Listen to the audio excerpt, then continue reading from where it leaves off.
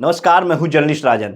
दोस्तों, अनुराग यादव का केस जिसमें लालता के घर पे बुलडोजर चलने की कार्रवाई होनी है, जिसमें लालता का वो साम्राज्य गिराया जाना है, जिसमें 932 क की जो सरकारी ज़मीन है जिसे खाली कराया जाना है, जो लगातार पिछले 6 महीनों से तहसीलदार कोर्ट में चल रही है, जिस पे तारीख पड़ते चली आई है। और पिछली तारीख जो 28 अप्रैल की थी, उसके बाद अगली तारीख पड़ गई है 5 मई की। लेकिन 28 अप्रैल की जो तारीख थी, जिस पे ये माना जा रहा था कि फाइनल बहस हो जाएगी, जिस पे ये माना जा रहा था कि कोई आदेश जो है वो सुरक्षित रख लिया जाएगा, जिस पे ये माना जा रहा था कि अब लालता के वकील के पास कुछ भी दांव खेलने को नहीं है, अब वो किसी भी तरह से तहसीलदार साहब को गुमराह नहीं कर सकते, किसी भी तरह से वो जो है केस को खींच नहीं सकते। और अब आखिरी बहस जो है वो हो ही जाएगी, क्योंकि तहसीलदार कोर्ट में केस की सुनवाई से पहले ही ये पता चल गया था कि दीवानी न्यायालय में लालता ने जितने दावे कर रखे थे उस ज़मीन को लेकर के, और अनुराग के पिता के ऊपर जो भी मामले उसने कर रखे थे,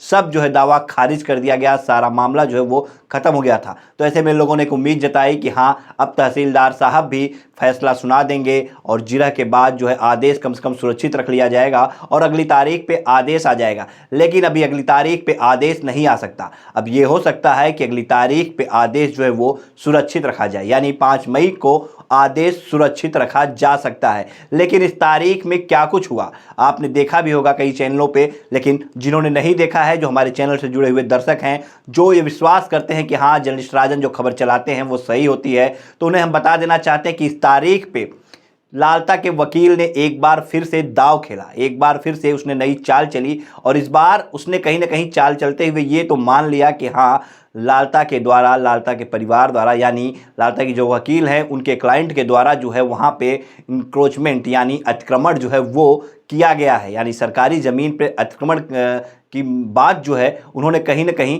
स्वीकार कर ली, क्योंकि उन्होंने, लालता के वकील ने एक जो है प्रार्थना पत्र दिया तहसीलदार को, और प्रार्थना पत्र देकर के ये मांग की कि जो हमने इंक्रोचमेंट किया है उसकी चौहद्दी बता दी जाए।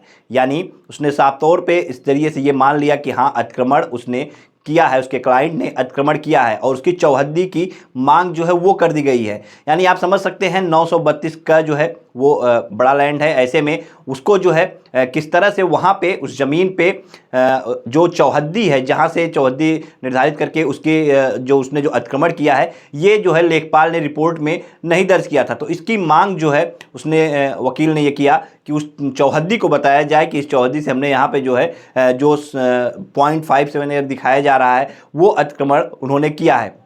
तो चौहद्दी की मांग की गई है और ये चौहद्दी जो है वो बताने का काम जो है लेखपाल करेंगे, यानी जो सरकारी अधिवक्ता हैं वो इसको पेश करेंगे कि हाँ, ये जो है चौहद्दी है जो उन्होंने मांग की थी कि हाँ, चौहद्दी की। तो फिलहाल कहीं ना कहीं ये तो तय हो गया कि हाँ, लालता के वकील ने ये मान लिया है, या लालता के परिवार वालों ने, इंद्रावती देवी ने भी ये मान लिया है कि इंक्रोचमेंट यानी अतिक्रमण किया गया है। फिलहाल इस पूरे मामले में पिता रामजीत उस दिन वहाँ पे थे, कोर्ट में थे, और उन्हें उस दिन बहुत उम्मीद थी कि हाँ, उस दिन जिरह हो जाएगी और कोई फैसला जो है वो सुरक्षित रख लिया जाएगा।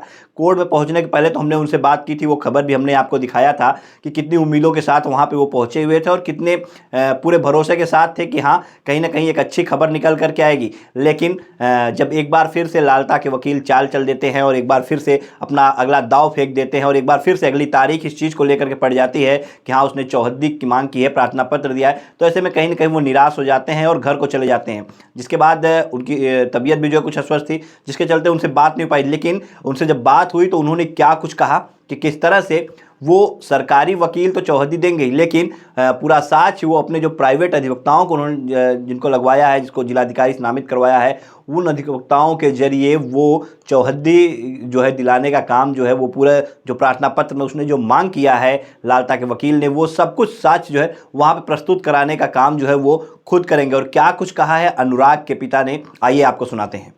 जी भैया, तारीखें बहुत पड़ी और उसमें कल उनके वकील साहब ने क्या कहा कि ये जो हमारा मकान है जिस पे हमने कब्जा किया है, इसकी चौहद्दी दे दीजिए। अच्छा भैया, चौहद्दी तो आप पहले भी मांग सकते थे, ठीक है, कोई बात नहीं, आपने चौहद्दी मांग लिया, चौहद्दी भी दे दिया जाएगा। और ये चौहद्दी आपने गवर्नमेंट से मांगा तो गवर्नमेंट देगी, हमसे कोई मतलब नहीं है। चौहद्दी मिल जाएगी, उसके बाद आप क्या करोगे? आपको चौहद्दी चाहिए। इतने दिन से जो चल रहा है मामला 32 का है, तो उसमें बहुत बंजर खाते की जमीन है।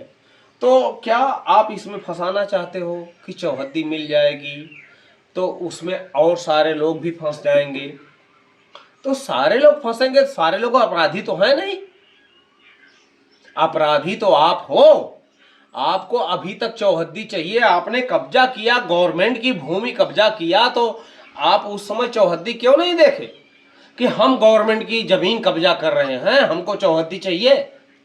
आपको देखना चाहिए था। ठीक है, आपने दावा किया कि हमको चौहद्दी चाहिए, तो गवर्नमेंट से आपने चौहद्दी मांगा, गवर्नमेंट चौहद्दी देगी। फिर से तारीख मिली है बाबूजी।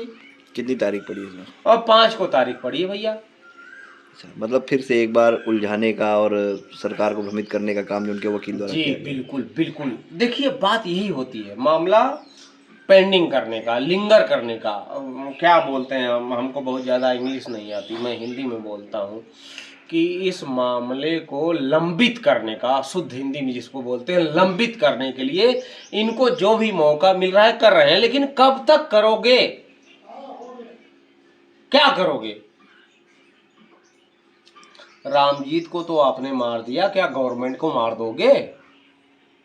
गवर्नमेंट है, और मैं मानता हूँ, आप मानो ना मानो, मैं मानता हूँ, गवर्नमेंट को मानता हूँ, न्यायपालिका को मानता हूँ, अपने भारत के संविधान को मानता हूँ। क्या कुछ आपके अधिवक्ताओं से बात हुई इस मामले में लेकर के? जी भैया, अब बात हुई, उन लोगों ने कहा कि इनको चौहद्दी दी जाएगी, और देखिए फिर अगली तारीख पे ये क्या करते हैं। और ये मामले को लंबित करने के लिए भैया फिर कुछ न कुछ करेंगे, क्योंकि गरीब आदमी के लिए अब क्या बताएं हम। मैं किसी के ऊपर इल्ज़ाम भी नहीं लगाता, मैं सबसे प्रणाम नमस्ते करता हूँ कि भैया लोग, आप लोग हो, अधिकारी हो, सबसे नमस्ते प्रणाम करता हूँ। हमारे देश के लिए जितने लोग दर्शक देख रहे हैं सबके लिए, सबको प्रणाम करता हूँ मैं कि आप लोगों ने मेरा साथ दिया है। मेरे पास कोई हस्ती नहीं थी, लेकिन मैंने साथ दिया और आप लोगों ने मेरा साथ दिया। आप सबको प्रणाम है। और अधिकारी लोग भी हैं, वो सब लोग भी जानते हैं कि ये चीज़ें जो हैं सब गलत हैं। इनका जितना मामला था, जो फर्जी केसेस किए थे इन्होंने यहाँ से, धनबाद झारखंड से, सारी केसेस कैंसिल हो चुके हैं। इनके सारे कोर्ट का आदेश मिल चुका है भैया, उस पे मोहर लगी है, कैंसल। सारे दावे भी इनके खारिज हो गए हैं। सब दावे खारिज हो चुके हैं भैया जी। तो इनके अधिवक्ता को पता रहा होगा कि हाँ सब खारिज हो गया, तो कहीं नहीं कल जो है तहसीलदार आदेश के लिए जो फाइल सुरक्षित रख लेते। ऐसे में उन्होंने जो उलझाने के लिए सिर्फ चौहद्दी की मांग की। जी जी भैया जी, वो उलझाने की ही बात है। और देखिए एक चीज़ बता देना भैया जी, ये पेशा होता है। आप हमारे पक्ष के वकील हो, वो अपराधी पक्ष के वकील है, तो अपराधी पक्ष के वकील वो अपना कुछ न कुछ दिमाग लगाएंगे, आपको उलझाएंगे। लेकिन कब तक? वो सारी चीज़ें कब तक करोगे आप? 2-4 तारीख और ले लो, 6 तारीख ले लो, 20 तारीख ले लो, 50 तारीख ले लो, लेकिन आप गलत हो तो माननीय न्यायालय फैसला करेगा। भरोसा है आपको? जी बिल्कुल है, ठीक, बिल्कुल भरोसा है।